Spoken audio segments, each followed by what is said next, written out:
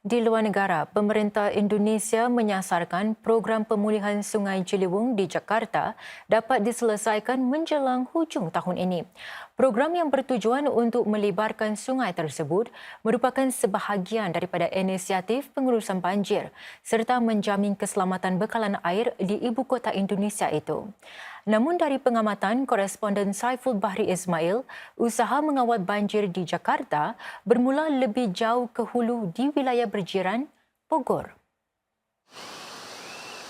Gunung Pangrango berdiri megah di daerah Bogor, wilayah Jawa Barat. Berhampiran kaki gunung berapi yang tidak lagi aktif ini terletak bermulanya Sungai Ciliwung. Jarak Sungai Ciliwung adalah kira-kira 120 km dan ia merentasi Bogor dan Jakarta sebelum akhirnya mengalir keluar ke Laut Jawa. Sungai ini memainkan peranan penting semasa penempatan awal Jakarta, tetapi kini ia menjadi punca kejadian banjir di ibu kota negara. Pada 2022, pihak berkuasa selesai membina empangan Ciawi dan Sukamahi di Bogor, iaitu empangan kering yang pertama di Indonesia. Empangan kering ini merupakan kawasan tadahan yang direka untuk menampung lebihan air dari Sungai Ciliwung demi mengurangkan banjir di kawasan hilir.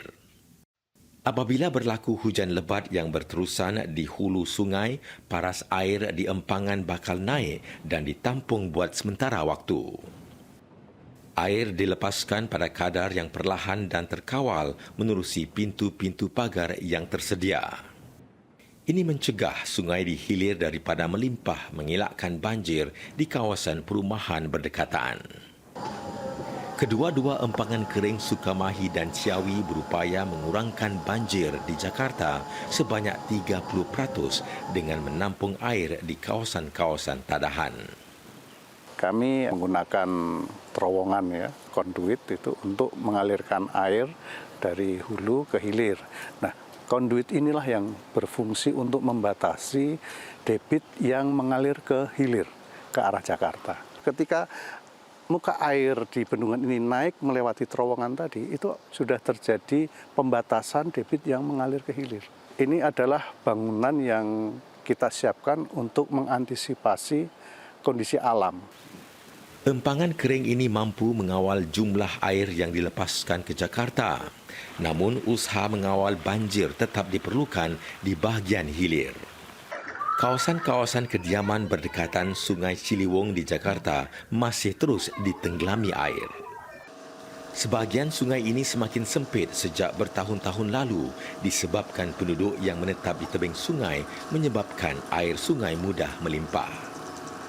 Pihak berkuasa sedang melebarkan sebahagian sungai sebanyak 35 hingga 50 meter agar kembali kepada saiz asalnya. Namun hanya 17 km daripada sungai sepanjang 33 km di Jakarta itu sudah dibaik pulih. Tantangannya ya klasik lah Pak, itu ada masalah girik lah, masalah sertifikat double lah, ada masalah warganya belum mau dibebasin lah itu. Tapi semuanya itu kan kita tetap melaksanakan, kita selalu pendekatan secara sosialisasi, kita jelasin kegunaan semua, kita kerja juga sama dengan BPN Pak. Untuk masalah surat menyurat semuanya, Pak. Manggarai di Jakarta Selatan adalah salah satu kawasan yang disertakan ke dalam program pemulihan Sungai Ciliwung.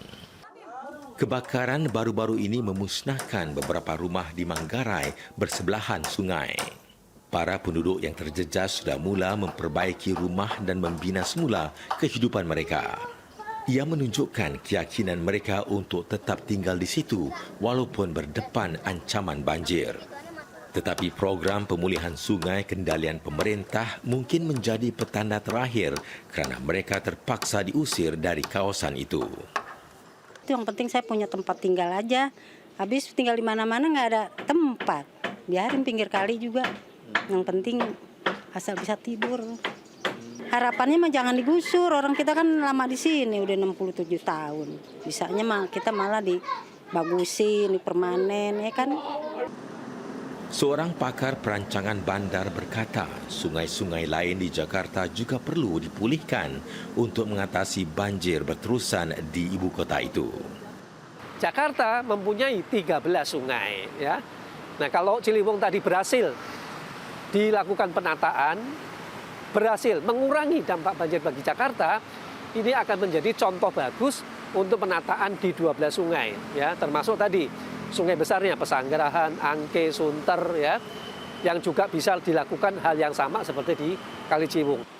Jakarta tidak lama lagi akan kehilangan statusnya sebagai ibu kota apabila Indonesia memindahkan pusat pentadbirannya ke Nusantara di Kalimantan Timur. Namun Jakarta akan kekal sebagai nadi ekonomi negara dan pihak berkuasa perlu gandakan langkah kawalan banjir demi memastikan agar kota ini terus dapat menarik pelaburan dan menjadi ruang yang sesuai didiami para penduduknya. Saiful Bahri Ismail melaporkan untuk Berita Mediacorp, Bogor, Indonesia.